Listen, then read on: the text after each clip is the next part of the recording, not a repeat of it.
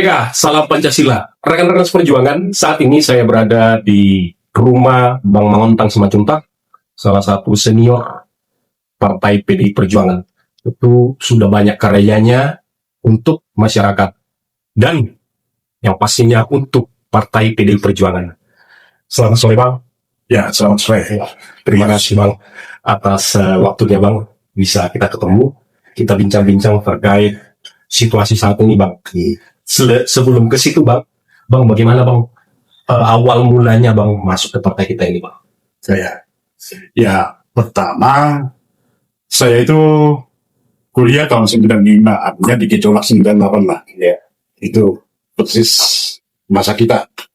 Walaupun kita tidak menjadi sentral figur di masa itu, tapi yang jelas kita adalah bagian dari itu. Nah, dari tahun itu ke kurang lebih sampai tahun 2004, itu ekonomi ambruk. Ya, jadi betul-betul bukan tempat untuk hidup lah bagi sarjana pada waktu itu ya.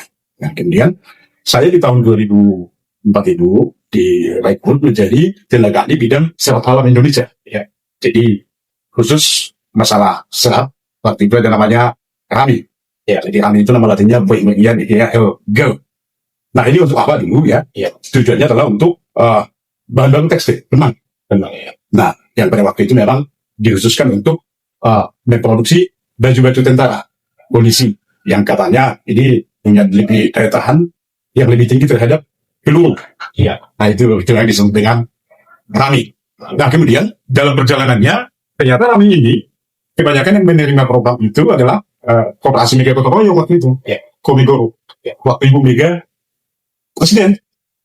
Nah, jadi saya melihat program ini sangat nyata ya, sangat nyata dalam artian kalau dikerjakan dengan benar dan konsisten, tentu ini menjadi karya satu di desa-desa karena dia tidak mengganti lahan sawah.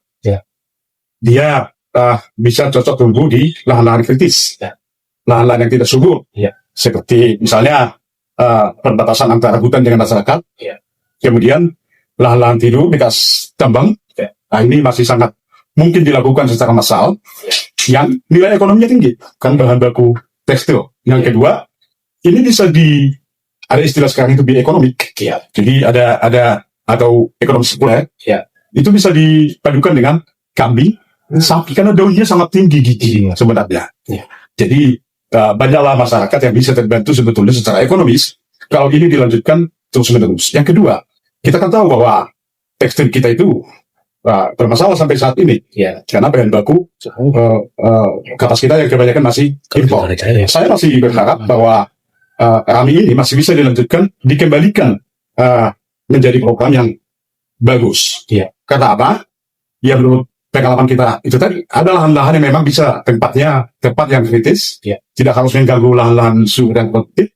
Nah, yang paling penting adalah sebetulnya bagaimana padat karya itu tetap bisa diciptakan di skala masyarakat pedesaan itu, supaya ada gairah ekonomi yang tumbuh.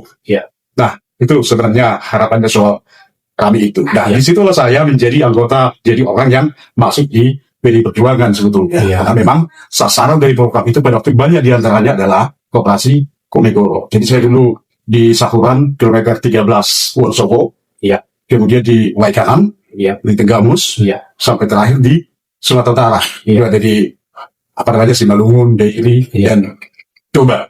Nah, itu ceritanya sampai berlanjut ke hari ini tetap di PDI Perjuangan.